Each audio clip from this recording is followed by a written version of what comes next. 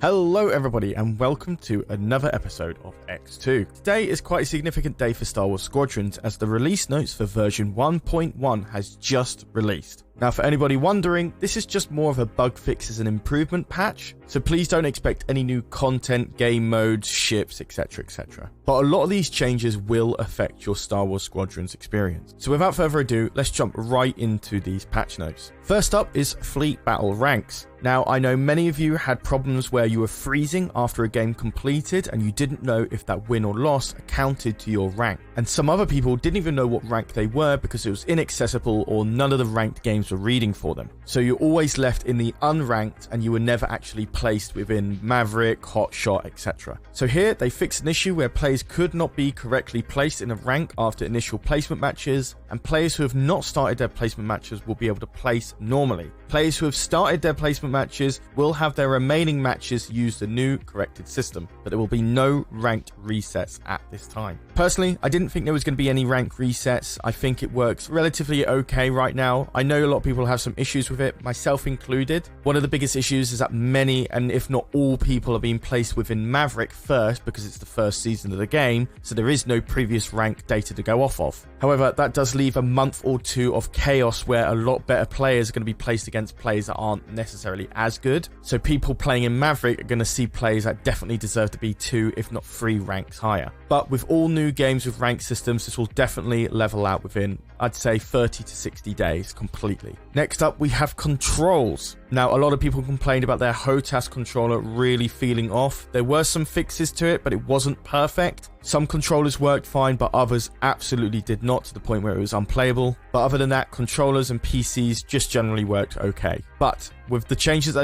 they've added options in the menu called Controller Global Dead Zone and Flight Stick Global Dead Zone, which will allow you to modify the dead zone individually for standard controllers and flight sticks. So this is massive. I know a lot of people were actually changing these configurations in the game files themselves. Other people were using HOTAS emulation applications that were third-party applications that could emulate the HOTAS control differently so Squadrons would read it a bit better. So that will completely be fixed. You can do it all within the app now. Alongside that, they've adjusted the default input curves for flight sticks, which should make controls feel a little bit more responsive. Next up is VR. Not too many changes here, but what they have added is that they've adjusted some visual effects within VR mode, specifically addressing the brightness and bloom when dropping bombs from your starfighter. Don't really know too much about what this is referring to. I don't really play much in VR, nor do I play Bomber, but for anyone that's having any visual issues from seeing things or just generally any graphics issues when dropping these bombs in your starfighter, that should be fixed. Next up are bug fixes. So they fixed an issue where the Fleet Battles tutorial became incompletable if the player's starfighter was destroyed at certain points during the exercise. I actually had a similar issue to this when I actually just started playing. There was a problem within the tutorial which became incompletable and I just kept trying to destroy the Star Destroyer down to 1 HP. Looks like that's been fixed as well. And the reason for that is because I actually did die during the practice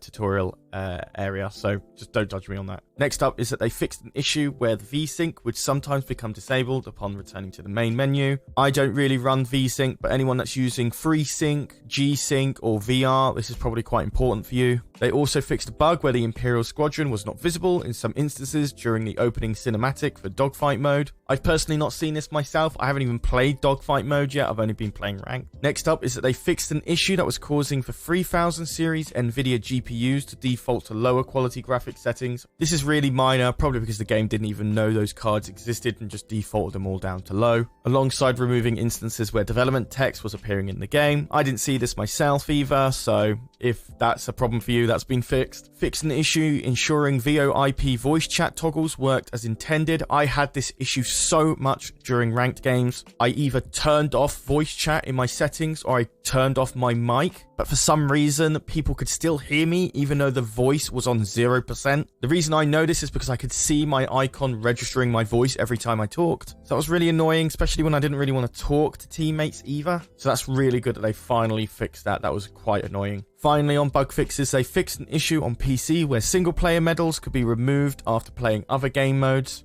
Also to note that this issue is happening on consoles as well, but they're working on a fix for that will be coming in the next patch. I don't know if they'll give you back the medals that you already earn or that you'll have to earn them again, But for somebody who hasn't even completed single player myself, that shouldn't be an issue for me, but I'm sure it's going to be a big issue for many of you, especially when medals and achievements are important for you. Next up is the improved stability of spectator mode on online PvP modes. They didn't go into detail on this, on how they improved it, whether it was an FPS issue or viewing issue, not sure what. But then finally, other general stability improvements and fixes. That itself does conclude all of the patch notes for version 1.1 of Star Wars Squadrons. Now, we knew this wasn't going to be a huge patch, especially when the game has only been released for like less than a week now. But for the fleet battle ranks, that really suffered for Eck, and the HOTAS controller problems that also suffered for Corey, those should all be fixed for them for now. Thankfully, I didn't have any of those issues myself, but I definitely knew a lot of people had that issue, people I knew. I know there's some issues with VR crashing when trying to launch into Squadrons in VR mode. I know a lot of people that play VR in Squadrons have that common issue. I didn't see on the list that they had fixed that, but I'm hoping that falls within other general stabilities and improvements / fixes in the stability section, but we'll just have to wait and see. I think there is also another patch note coming pretty soon, especially with the single player medal issues for consoles, but I definitely do think we'll see some gameplay and balancing patches in the next month or two. If I was to really guess, probably Season 2 of Ranked will probably have those gameplay changes. One of the big things I definitely want to see them change is the AI morale bug. It's not really a bug per se, but if you had 2 or 3 players really hard farming AI, it became impossible to be on the attack on the opposite team. There is no punishment for constantly destroying AI ships that just give you way too much morale. Another issue is some of the iron cannons with a really far long shot, which allows many of the enemy players not even having to enter your side of the map to destroy your flagship. I've definitely had a few games where I've been seeing my flagship take damage and there's no enemies nearby, no bombers either. There is also some issues with the rapid fire cannon on the rebel side. There will probably be some tweaks to that, I'm not sure. But all of those are just guesses for the version 1.2 patch notes, if it's even in that patch note. Just a little something to expect in the future, I suppose. But other than that, that does conclude all of the patch notes for today.